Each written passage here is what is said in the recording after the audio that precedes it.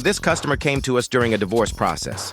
Her soon-to-be ex-husband smashed this iPhone XR during an argument. She needed sensitive data for legal reasons, and the Apple Store told her the information was gone and unrecoverable. So we took the case. The first thing we did was remove the screen and connect the phone to a DC power supply. Immediately, we saw current draw without pressing the power button. That is not normal behavior. That current draw tells us something important. The phone is not dead. It is being held down by a short.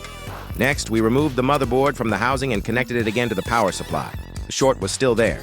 That confirms this is a board-level issue, not a screen, camera, or flex cable problem. We then placed the motherboard under a thermal camera. Almost instantly, one area climbed to 44.8 degrees Celsius. That is very hot for a phone that is not even powered on. We applied freezer spray and powered the board again. The spray melted immediately. That tells us exactly where the short is dumping energy. The heat was coming from under a metal shield that protects the CPU and other critical components.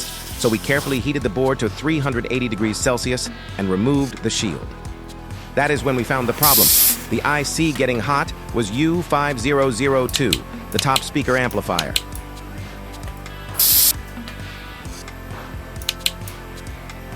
On the iPhone XR, audio flows like this. CPU. The CPU creates the audio data. It decides what sound should play and when.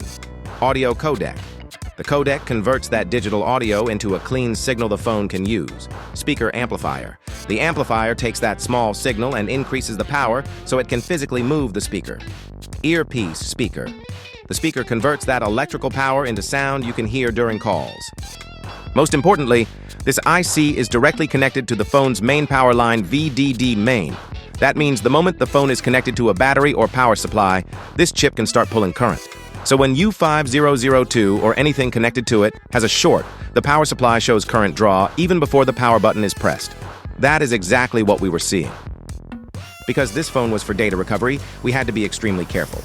We covered the CPU with a coin to protect it from heat.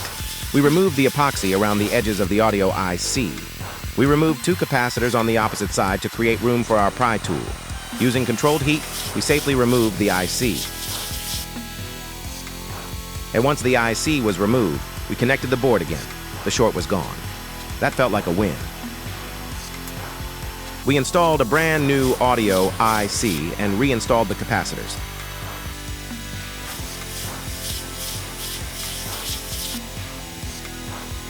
We connected the board again. The short came back.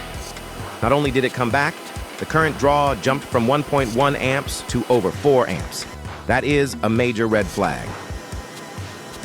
At that point, we removed the IC and the components and tested all the capacitors surrounding the audio IC. The speaker top boost line was shorted to ground. We injected voltage onto the line and applied freezer spray again.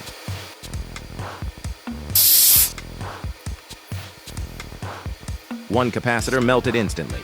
Capacitor C5020.